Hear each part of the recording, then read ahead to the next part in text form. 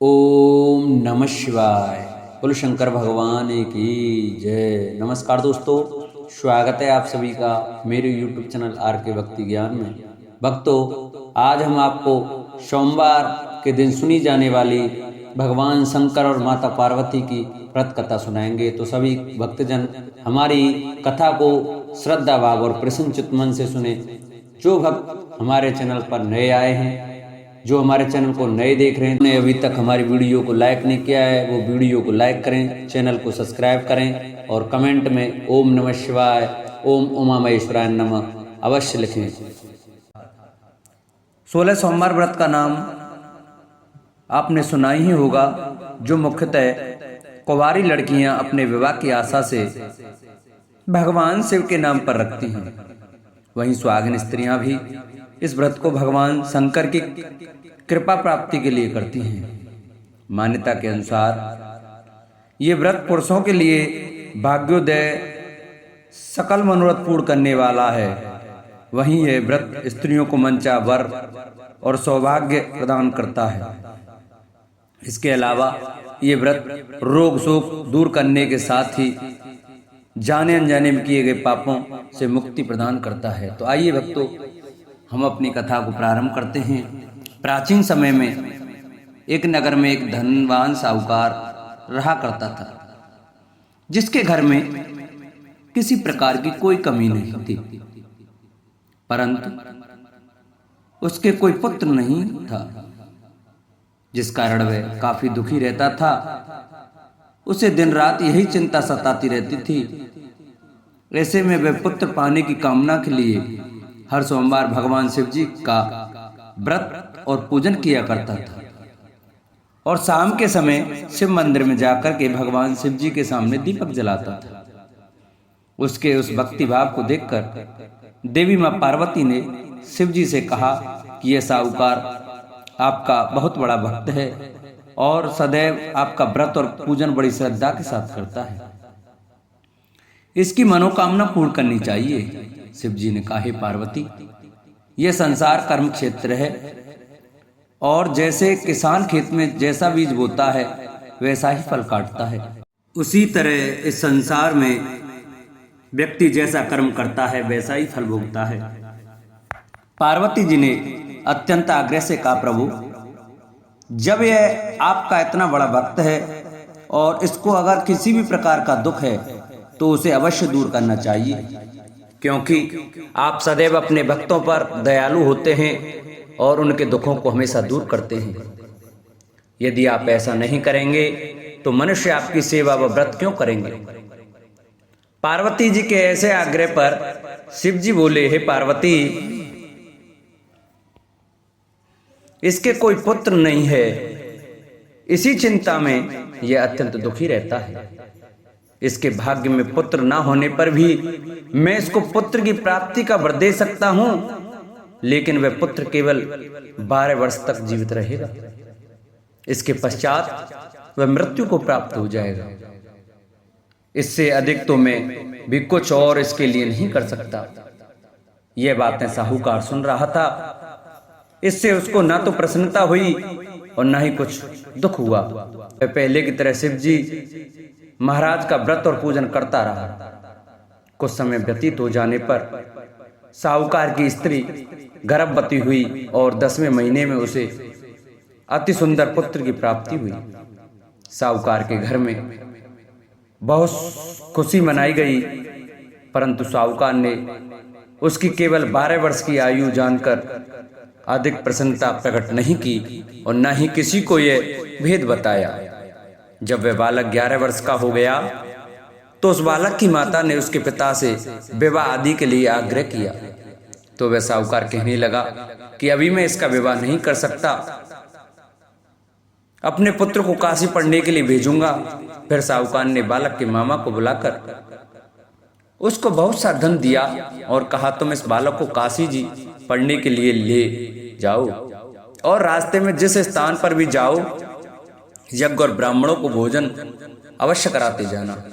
फिर वे दोनों मामा भांजे यज्ञ करते और ब्राह्मणों को भोजन कराते हुए काशी जी की तरफ रवाना हुए। रास्ते में उनको एक शहर से गुजरना पड़ा। उस शहर में राजा की कन्या का विवाह था और दूसरे राजा का लड़का जो विवाह करने बारात लेकर आया था वह एक आंख से काना था।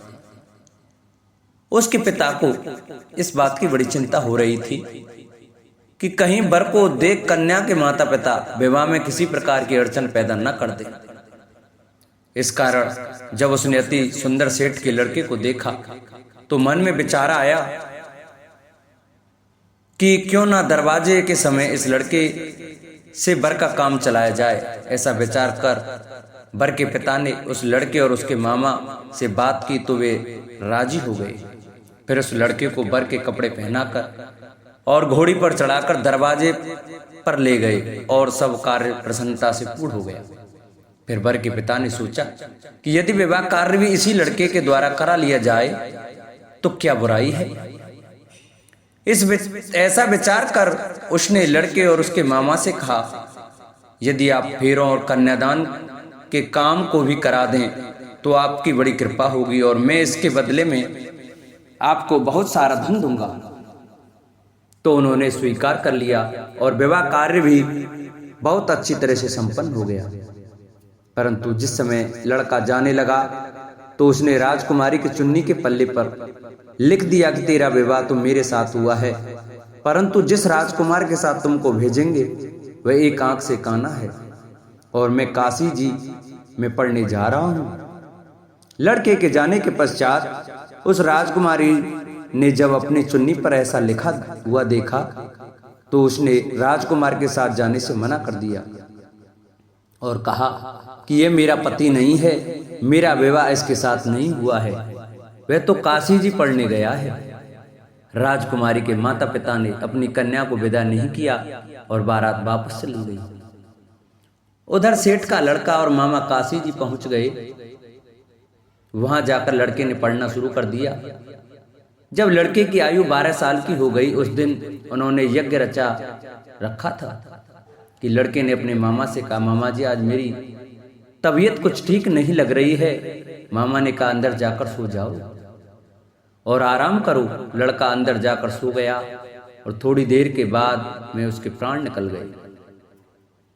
जब उसके मामा ने आकर देखा तो वह मुर्दा पड़ा हुआ है तो उसको बड़ा दुख हुआ और उसने सोचा कि अगर मैं अभी रोना पीटना मचा दूंगा तो यज्ञ का कार्य अधूरा रह जाएगा, जो कि सही नहीं होगा। अतः उसने जल्दी से यज्ञ का समाप्त किया और ब्राह्मणों के जाने के बाद रोना पीटना आरंभ कर दिया। संयोगवश उसी समय से पार्वती जी उधर से जा रहे थे।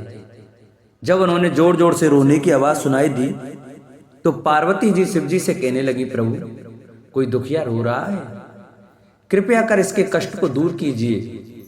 जब से पार्वती ने पास जाकर देखा तो वहां एक लड़का मुर्दा पड़ा हुआ था। पार्वती जी कहने लगी, महाराज यह तो उसी सेठ का लड़का है जो आपके वरदान से पैदा हुआ था। अतः हे प्रभु इस बालक को और आयु दो, नहीं तो इसके माता पिता तड़प तड़प कर मर जाएंगे। पार्वती जी के बार बार आग्रह करने पर शिव जी ने उसको जीवन का वरदान दे दिया और भगवान शिव जी की कृपा से लड़का फिर जीवित हो गया। इसके बाद शिव जी और पार्वती जी कैलाश पर्वत की ओर चले गए। इसके पश्चात वह लड़का और उसका मामा उसी प्रकार यज्ञ करते और ब्राह्मणों को भोजन कराते अपने घर की ओर वापस चल पड़े। रास्ते में उसी शहर में आए जहां उसका विवाह हुआ था। वहां पर आकर उन्होंने यज्ञ आरंभ कर दिया तो उस लड़के के ससुर ने उसको पहचान लिया और अपने महल में ले जाकर उसकी बड़ी खातिरदारी की, साथ ही बहुत से दास दासियों सहित आदर पूर्वक लड़की और जमाई को विदा भी किया। जब वे अपने शहर के निकट आए तो मामा ने कहा कि पहले मैं तुम्हारे घर जाकर खबर कराता हूं। जब उस लड़के का मामा घर पहुंचा तो लड़के के माता पिता घर की छत पर बैठे हुए थे और ये प्रण कर रखा था कि यदि हमारा पुत्र सकुशल लौट आया तो हम राजी खुशी नीचे आ जाएंगे, नहीं तो छत से गिरकर अपने प्राण त्याग देंगे। इतने में उस लड़के के मामा ने आकर यह समाचार दिया कि आपका पुत्र वापस आ गया है। तो उनको विश्वास नहीं आया तब उसके मामा ने शपथ पूर्वक कहा कि आपका पुत्र अपनी स्त्री के साथ बहुत सारा धन साथ लेकर आया है। तो सेठ ने आनंद के साथ उसका स्वागत किया और बड़ी प्रसन्नता से साथ रहने लगे। माना जाता है कि इसी प्रकार से जो कोई भी सोमवार के व्रत को धारण करता है अथवा इस कथा को सुनता है, उसकी समस्त मनोकामनाएं पूरी होती हैं। दूसरी कथा इस प्रकार से है। एक बार भगवान भोलेनाथ और माता पार्वती जी मृत्यु लोक घूमने की इच्छा से मृत्यु लोक में आए। यह माता पार्वती व भगवान शंकर जी मृत्यु लोक में घूमते घूमते विदर्भ देशांगत अमरावती नामक नगरी पहुंचे, जो कि बहुत ही सुंदर थी। यहाँ उन्होंने देखा कि अमरावती नगरी अमरपुरी के दृश्य सभी प्रकार के सुखों से भरपूर थी। उस नगरी में राजा द्वारा बनवाया हुआ बहुत सुंदर भगवान भोलेनाथ जी का मंदिर भी था। उस मंदिर में भगवान भोलेनाथ जी और माता पार्वती निवास करने लगे। एक दिन माता पार्वती जी ने भगवान से कहा, हे प्रभु, आज तो हम और तुम दोनों चौरस पासा खेलेंगे। शंकर जी ने माता पार्वती जी की बात मान ली और चौरस खेलने लगे। उसी समय मंदिर का पुजारी ब्राह्मण मंदिर में पूजा करने के लिए आया हुआ था। माता ने ब्राह्मण को देखकर एक प्रश्न किया कि पुजारी जी बताओ कि इस बाजी में दोनों में से किसकी जीत होगी और किसकी हार होगी। ब्राह्मण ने बिना सोचे समझे कहा कि भगवान भोलेनाथ ही जीतेंगे। कुछ समय बाद बाजी समाप्त हुई और माता पार्वती जी की विजय हो गई। माता पार्वती को ब्राह्मण के झूठे बोलने पर क्रोध आया और कोढ़ी होने का श्राप दे दिया। भगवान शंकर जी के बहुत समझाने के बाद भी माता नहीं मानी और वो दोनों वहां से चले गए। कुछ समय बाद उस ब्राह्मण पुजारी को कोढ़ होने लगे और धीरे धीरे उसके शरीर के पूरे शरीर में कोढ़ हो गया। ऐसे में वह बहुत ही परेशान व दुखी रहने लगा। इस तरह कई दिन बीत गए। फिर एक दिन देवलोक से अप्सराएं शिव जी की पूजा करने उसी मंदिर में आईं। अप्सराओं ने उस पुजारी के कष्ट को देखकर बड़े दया भाव से उसके रोगी होने का कारण पूछा। तब पुजारी जी ने आप बीती सभी बातें निसंकोच होकर उन अप्सराओं को बता दी। यह सुनकर वो अप्सराएं बोली, हे ब्राह्मण, तुम दुखी मत हो। भगवान भोलेनाथ जी आपके सभी कष्टों को दूर कर देंगे, परंतु तुम्हें श्रेष्ठ 16 सोमवार के व्रत पूरे विधि विधान और भक्ति भाव से पूरे 16 व्रत करने होंगे और 17वें सोमवार के दिन पाव सेर पवित्र गेहूं के आटे की बाटी बनाएं। उसके बाद घी और गुड़ मिलाकर चूरमा बनाकर भगवान भोलेनाथ जी को प्रसाद चढ़ाना और बाकी के प्रसाद को मंदिर में उपस्थित भक्तों को बांट देना। ऐसे करने से आपकी सभी मनोकामनाएं पूरी होंगी। ऐसा कहकर अप्सराएं देवलोक चली गईं। ब्राह्मण भी यथाविधि 16 सोमवार व्रत करने लगा। ऐसे में भगवान भोलेनाथ की कृपा से धीरे धीरे ब्राह्मण पुजारी कोढ़ से मुक्त होने लगा। कुछ समय बाद भगवान शंकर जी और माता पार्वती जी फिर से उसी मंदिर में पधारे। तब माता ने उस ब्राह्मण को रोग मुक्त होने का कारण पूछा तो ब्राह्मण ने माता को 16 सोमवार के व्रत के बारे में विस्तार से बताया। ब्राह्मण की बात सुनकर माता पार्वती जी बहुत प्रसन्न हुई और पुजारी से 16 सोमवार के व्रत की विधि पूछी। उसी दिन से माता पार्वती जी भी 16 सोमवार व्रत करने लगी और लगातार 16 व्रत किया। ऐसे में उनकी मनोकामनाएं पूरी हुई। उनके रूठे पुत्र स्वामी कार्तिकेय जी स्वयं ही माता के आज्ञाकारी हो गए। फिर एक दिन कार्तिकेय को अपना विचार परिवर्तन होने का रहस्य जानने की इच्छा हुई और वे अपनी माता के पास आए और बोले कि आपने ऐसा क्या उपाय किया जिससे मेरा मन आपकी ओर आकर्षित हो गया। तब माता पार्वती जी ने उसे 16 सोमवार कथा सुनाई।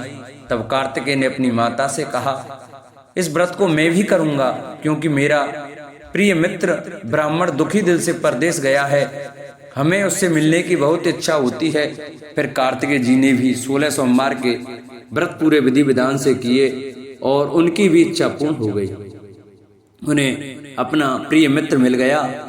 तब उसके मित्र ने इस आकस्मिक मिलन का भेद कार्तिकेय जी से पूछा तो वे बोले, हे मित्र, हमने तुम्हारे मिलन की इच्छा करके 16 सोमवार के व्रत किए थे। अब तो उस ब्राह्मण मित्र हो अपने विवाह की बड़ी इच्छा हुई और वह भी 16 सोमवार व्रत पूरे विधि विधान से करने लगा। एक दिन वह किसी काम से विदेश गया और वहां के राजा ने अपनी पुत्री का स्वयंवर रखा था। उस राजा ने राजकुमारी की विवाह के लिए यह शर्त रखी थी कि जिस राजकुमार के गले में सब प्रकार रेड़ गारित हथनी माला डाल देगी, मैं उसी के साथ अपनी बेटी का विवाह करूंगा। भगवान शिव जी की कृपा से ब्राह्मण भी उस स्वयंवर को देखने के लिए एक और बैठा हुआ था। उसी समय हथनी वहां पर आई और उस ब्राह्मण के गले में जयमाला डाल दी। इस तरह राजा की प्रतिज्ञा के अनुसार बड़ी धूमधाम के साथ अपनी पुत्री का विवाह उस ब्राह्मण के साथ पूरे विधि विधान से कर दिया और उसे बहुत सारा धन देकर सम्मान पूर्वक संतुष्ट किया और वो दोनों सुख पूर्वक रहने लगे। एक दिन उस राजकुमारी ने अपने पति से पूछा कि हे प्राणनाथ, आपने ऐसा कौन सा पुण्य किया है जो हथनी ने सभी राजकुमारों को छोड़कर आपके गले में जयमाला डाली। तब ब्राह्मण बोला, हे प्राण प्रिय, मैं अपने मित्र कार्तिकेय जी के कथानुसार 16 सोमवार का व्रत किया था, जिसके प्रभाव से मुझे तुम जैसी रूपवान पत्नी मिली। इस व्रत की महिमा सुनकर राजकन्या को बड़ा आश्चर्य हुआ और वह भी पुत्र कामना के लिए 16 सोमवार व्रत करने लगी और भगवान भोलेनाथ से पुत्र कामना की प्राप्ति करने लगी। शिव जी की कृपा से कुछ समय के बाद उसके गर्भ से एक अति सुंदर, सुशील, धर्मात्मा और विद्वान पुत्र हुआ। वे ब्राह्मण और पत्नी दोनों उस पुत्र को पाकर बहुत ही प्रसन्न हुए और उसका लालन पालन भली प्रकार से करने लगे। जब वह लड़का बड़ा हुआ और समझदार हुआ तो एक दिन अपनी माता से प्रश्न किया कि माता, आपने ऐसा कौन सा पुण्य किया जो आपको मेरे जैसा पुत्र प्राप्त हुआ। पुत्र की बात सुनकर उस राजकुमारी ने अपने द्वारा किए गए 16 सोमवार व्रत की कथा और पूरे नियमों के बारे में उसे बताया। उस लड़के ने इस व्रत को सब तरह से मनोरथ पूर्ण करने वाला सुनकर उसके मन में राज्याधिकार की पाने की इच्छा की। उस लड़के ने उसी दिन भगवान शिव जी को प्रसन्न करने के लिए 16 सोमवार के व्रत पूरे नियमों से करने लगा। एक दिन दूसरे देश के राजा के दूत ने आकर उसको उनकी राजकुमारी के लिए चुना और उसे अपने साथ ले आए और राजा ने अपनी राजकुमारी के विवाह उसके साथ कर दिया। धीरे धीरे राजा वृद्ध हो गया और उसके लिए राजकाज संभालना मुश्किल हो गया। उसने अपने दामाद का राज्य तिलक कर दिया और वहां का राजा घोषित कर दिया। इस तरह ब्राह्मण पुत्र राजा बनकर भी ये व्रत करता रहा। जब 17वां सोमवार का व्रत आया तो उसने अपने रानी से सभी सामग्रियों सहित भगवान भोलेनाथ जी के मंदिर आने को कहा, किंतु रानी मंदिर नहीं आई और उसने अपने दास दासियों को पूजा की सामग्री लेकर मंदिर भेज दिया। राजा ने पूरे विधि विधान से भगवान शिव जी की पूजा करी। जब वह वहां से जाने लगा तो उसने सुना कि आकाशवाणी से एक आवाज आई और उसने कहा, हे राजा, अपनी इस रानी को राजमहल से निकाल दे, नहीं तो ये तेरा सर्वनाश कर देगी। इस वाणी को सुनकर राजा आश्चर्य में पड़ गया और उसने तुरंत मंत्रियों की बैठक बुलाई और आप बीती सुनाई। मंत्री आदि सभी बड़े विस्मय और दुख में डूब गए, क्योंकि जिस कन्या के साथ राज्य मिला है राजा उसी को राज से निकालने का जाल रच रहा है, यह कैसे हो सकेगा। अतः में राजा ने अपनी रानी को राजमहल से निकाल दिया। रानी दुखी हृदय से अपने भाग्य को कोसती हुई अपने राज से बाहर चली गई। बिना चप्पलों के और फटे वस्त्र पहने भूखी प्यासी धीरे धीरे चलकर एक नगर में जा पहुंची। उस नगर में एक बुढ़िया रोज सूत काटकर बेचने जाती थी। रानी की करुण दशा देख बुढ़िया बोली, तू मेरे साथ चल, मेरे सूत बिकवा दे, मैं वृद्ध हूँ, भाव नहीं जानती हूँ। यह सुनकर रानी बुढ़िया के सिर से सूत की गठरी उतारकर अपने सिर पर रख ली। अचानक से आंधी आई और बुढ़िया के सभी सूत हवा में उड़ गए। बेचारी बुढ़िया बहुत पछताई और रानी से कहा कि दूर रहना मेरे से। अब रानी एक तेली के घर गई और काम मांगने लगी कि अचानक से उस तेली के सभी मटके शिवजी के प्रकोप से चटक गए। ऐसी दशा देखकर उस तेली ने रानी को अपने घर से निकाल दिया। इस प्रकार रानी अत्यंत दुख पाती हुई एक नदी के तट पर गई तो देखा कि नदी अचानक सूख गई। उसके बाद रानी एक वन में गई। वहां जाकर उसने एक सरोवर देखा और वह पानी पीने के लिए सरोवर की सीढ़ी उतरी और पानी पीने के लिए जैसे अपने हाथों को आगे बढ़ाया तो देखा कि सरोवर का पानी नीलकमल के सदृश जल असंख्य कीड़ों में गंदा हो गया। रानी ने अपने भाग्य का दोषारोपण करते हुए उस सरोवर का जल पीकर अपनी प्यास बुझाई। आराम करने के लिए एक पेड़ की शीतल छाया में विश्राम करने के लिए लेटी तो देखा कि उस पेड़ की सभी पत्तियां झड़ गईं। ऐसे में रानी जिस पेड़ के नीचे जाती उसी पेड़ की पत्तियां अपने आप झड़ जाती। वन सरोवर और पेड़ों की ऐसी दशा देखकर गाय चराते हुए ग्वालों ने अपने गोसाई स्वामी जी से सभी बातें बता दी।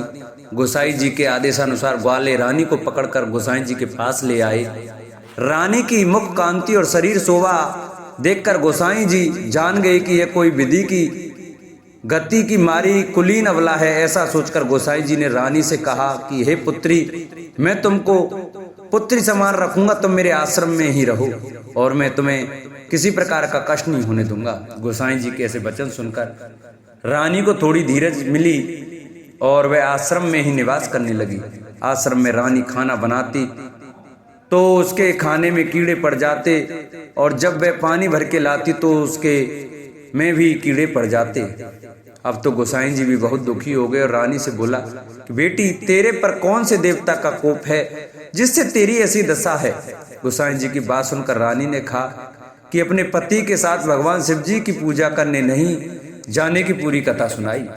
रानी की बात सुनकर गोसाई जी ने उसे इस कोप से मुक्त होने के लिए 16 सोमवार व्रत की कथा पूरे विधि विधान से करने को कहा। गोसाई जी की बात सुनकर वह प्रत्येक सोमवार का व्रत पूरे नियम से करने लगी। जब रानी के पूरे 16 व्रत हो गए और जब उसने 17वें सोमवार का व्रत किया और रोज की तरह भगवान भोलेनाथ की पूजा कर रही थी तो भगवान शिव जी के प्रभाव से राजा के मन में अपनी रानी का विचार उत्पन्न हुआ और सोचा कि मेरी रानी को गए बहुत समय बीत गया, न जाने कहां कहां भटकती होगी, मुझे उसे ढूंढना चाहिए। राजा ने यह सोचकर अपनी रानी की तलाश में चारों दिशाओं में अपने सैनिक को भेजा। सैनिक अपनी रानी को ढूंढते हुए गोसाई जी के आश्रम में आ पहुंचे। सैनिक अपनी रानी को वहां पाकर पुजारी जी से अपनी रानी को साथ भेजने के लिए कहा, किंतु गोसाई जी ने मना कर दिया और सैनिक चुपचाप लौट गए। राजा को सभी बातें बताई। तब राजा स्वयं रानी को लेने गोसाई जी के आश्रम आए और पुजारी जी से प्रार्थना करते हुए बोले, महाराज, जो देवी आपके आश्रम में रहती है वो मेरी पत्नी है। शिव जी के कोप में से मैंने इसे त्याग दिया था। अब इस पर से भगवान शिव जी का कोप शांत हो गया है, इसलिए मैं इसे लेने के लिए आया हूँ। आपकी आज्ञा हो तो मैं इसे ले जा सकता हूँ। गोसाई जी ने राजा के वचनों को सत्य समझकर रानी को राजा के साथ जाने की आज्ञा दे दी। गोसाई जी की आज्ञा पाकर रानी अपने पति के साथ अपने राज्य के लिए चल दी। रानी के आने की खबर पाकर राज्य के निवासी अनेक प्रकार के बाजे बजाने लगे। नगर के दरवाजे पर तोरण बंदरवारों से विधि से नगर को सजाया। नगर में घर घर में मंगल गान होने लगे। पंडितों ने विविध वेद मंत्रों का उच्चारण करके अपनी रानी का स्वागत किया। इस प्रकार रानी ने अपनी राजधानी में पुनः प्रवेश किया। राजा ने अपनी रानी के आने की खुशी में ब्राह्मणों को अनेक प्रकार के दानादि देकर संतुष्ट किया। याचकों को धन धान्य दिया और पूरी नगरी में जगह जगह सदा व्रत खुलवाए, जहां भूखों और गरीबों को खाने को मिला। इस प्रकार राजा रानी भगवान भोलेनाथ जी की कृपा से सभी प्रकार के सुख भोगते हुए और 16 सोमवार व्रत की कथा करते रहे। अंत में अनेक प्रकार के सुख भोगते हुए शिवपुरी को पधारे। इसी कारण कहते हैं कि जो मनुष्य भगवान भोलेनाथ जी की भक्ति मन वचन कर्म द्वारा 16 सोमवार के व्रत पूरे विधि विधान से करेगा, वह इस मृत्यु लोक से समस्त सुख को भोग कर अंत में भगवान के चरणों में शिवपुरी को प्राप्त होगा और इस व्रत के करने से सबके मनोरथ पूर्ण होंगे। बोलो शंकर भगवान की जय। जिन भक्तों को हमारी यह सोमवार की व्रत कथा अच्छी लगी हो वो हमारी वीडियो को ज़्यादा से ज़्यादा शेयर करें। जिन्होंने अभी तक चैनल को सब्सक्राइब नहीं किया है वो हमारे चैनल को सब्सक्राइब करें और बगल में घंटी का बटन अवश्य दबाएं, जिससे कि हम जो नई वीडियो अपलोड करें उसका नोटिफिकेशन आपके पास अवश्य पहुंचे। हमारी वीडियो को लाइक करें और कमेंट में ओम नमः शिवाय, ओम उमा महेश्वराय नमः अवश्य लिखें। बोलो शंकर भगवान की जय, बोलो शंभूनाथ की जय।